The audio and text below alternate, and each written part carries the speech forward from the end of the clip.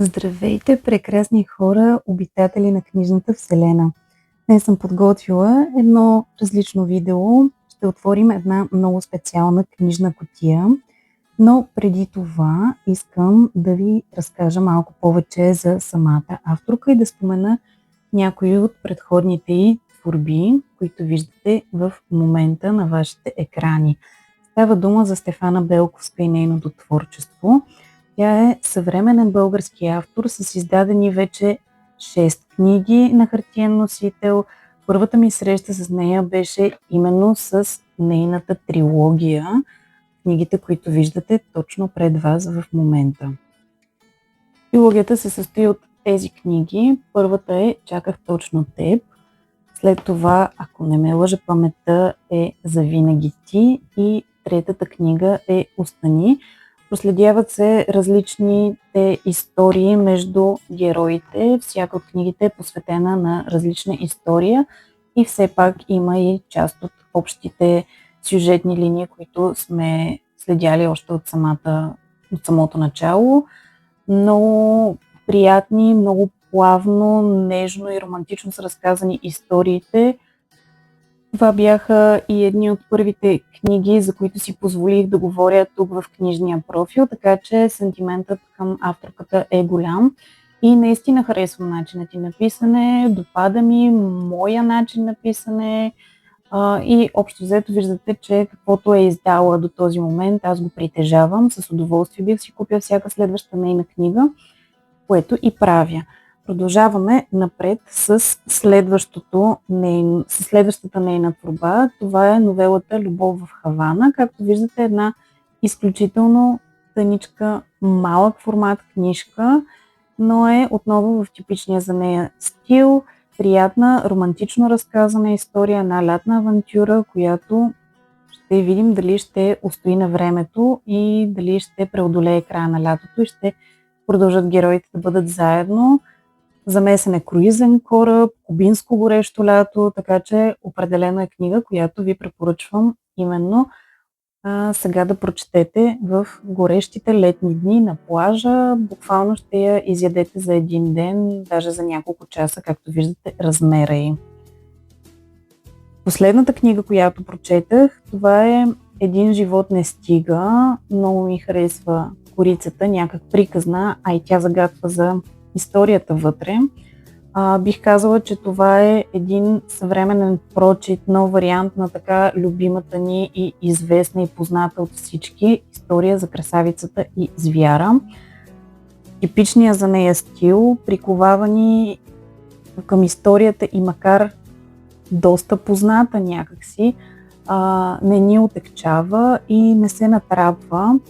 Талантът на Стефана, смея да твърдя, е огромен, категоричен и се радвам, че тя отново издаде книга, която всъщност, както се досещате, е и звездата на днешното видео.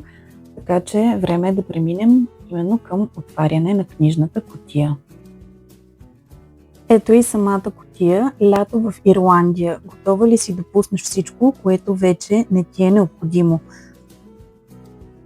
Доста сериозен въпрос, на който смятам, че трябва да се постараем да отговорим и ние самите. Готови ли сме да скъсаме с оковите на миналото и да погледнем смело в бъдещето, да си позволим да бъдем щастливи?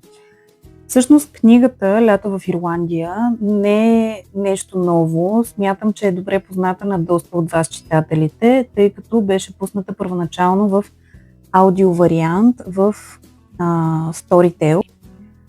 Започвам с очевадното. Кутията е страхотна, много добра изработка, твърда, като със сигурност ще си я ползвам и след това, защото наистина е много стабилно направено и освен всичко останало е много красива. Само погледнете отвътре, от всякъде е изрисувана, илюстрациите са превъзходно направени и пасват прекрасно на тематиката на книгата.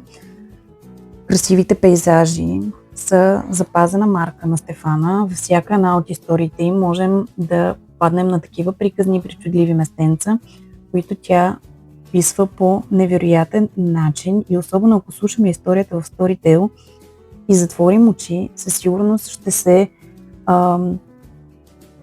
пренесем на някоя от прекрасните истории, на местата, които тя описва, като ще можем да почувстваме полъха на вятъра, трептенето на тревичките и ароматите, които се разнасят от всички уханни цветя.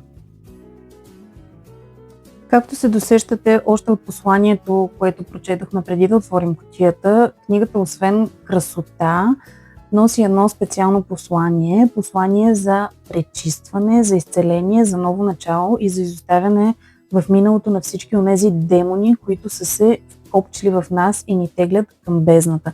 Така че артикулите не са случайно подбрани, а са именно в тематиката и на книгата и на историята и на това да ни помогнат самите ние да преодолеем някои от нашите проблеми. Започваме с една картичка, която беше прикачена с стикер 4-листни детелини.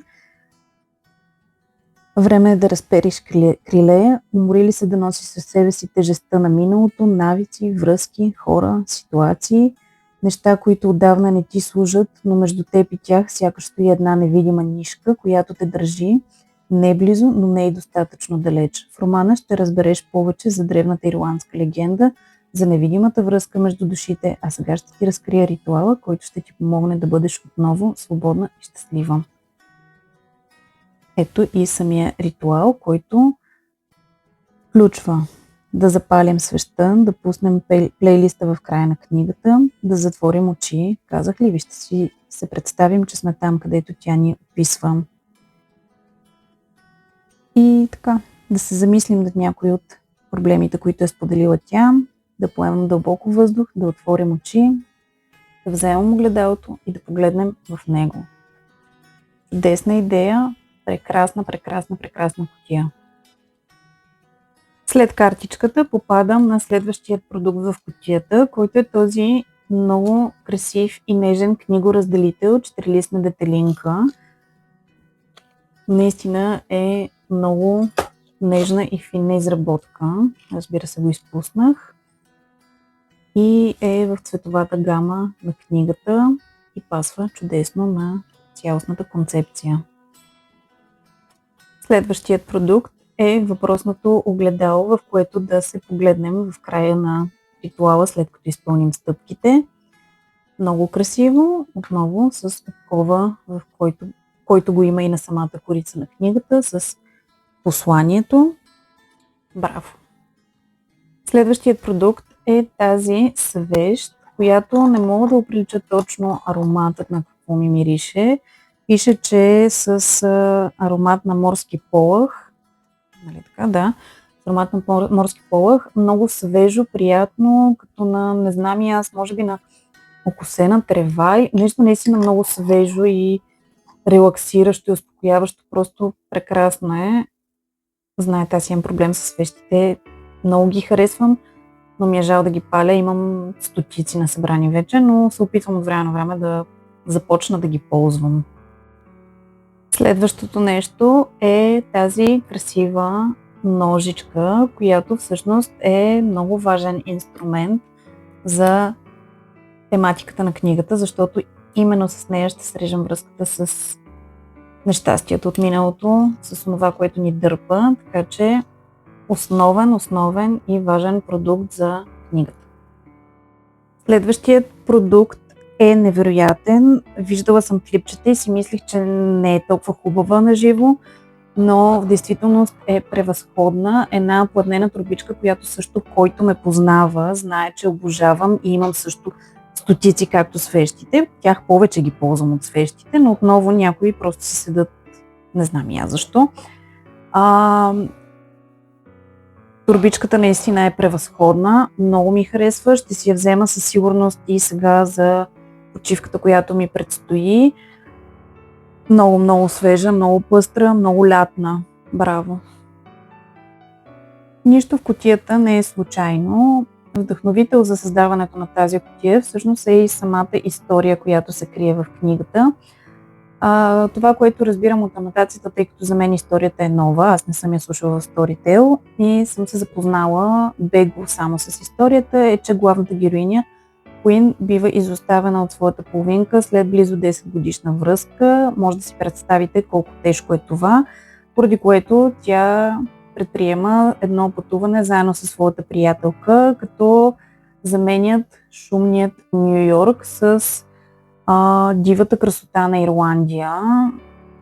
Може би някой ден и аз искам да посетя тези места, за които пише Стефана. Наистина съм сигурна, че и тук, както споменах и по-рано, тя ще ни отведе на невероятно красиви, успокояващи места.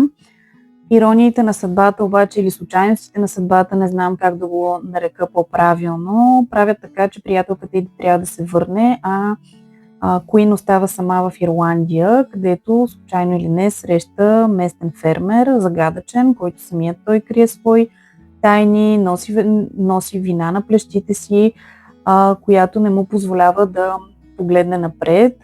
И въпросът, който си задаваме е дали двамата ще успеят да поправят счупените си сърца, ще подредят ли парченцата от пъзела и дали ще успеят да скъсат с миналото и да получат така жадуваното изцеление. Ще разберем след като прочетем книгата. Тя не е много голяма като обем. Общо около малко над 200 страници. Ето тук виждам накрая, че са показани и другите книги, включително и тези, които са налични за слушане в Storytel. Те са повече от издадените. Има цветни порезки, които са превъзходни. Много ми харесват. И накрая на книгата трябва да има плейлист, който да ни помогне да преминем през този пречистващ ритуал. Само че не мога да го намеря в момента. Другият специален плюс на това, че си поръчах книжната кутия, е, че книгата дойде с лично послание, специално към мен, което винаги прави историите още по-докосващи сърцето, защото авторът лично се е докоснал до своето издание. Благодаря от сърце на Стефана за всичко, което прави, за тази превъзходна кутия, за всички детайли и за този ритуал, който тя ни подарява, за да се преборим всеки с каквото има за преборване. Още веднъж благодаря, надявам се, че ви е било интересно, надявам се да посегнете към някои от нейните книги, дали ще ги прочетете на хартия, дали ще ги слушате в аудио вариант, изборът е ваш, но според мен трябва да дадете шанс и да се запознаете с творчеството на Стефана. Целувам ви, прегръщам ви и до нови срещи!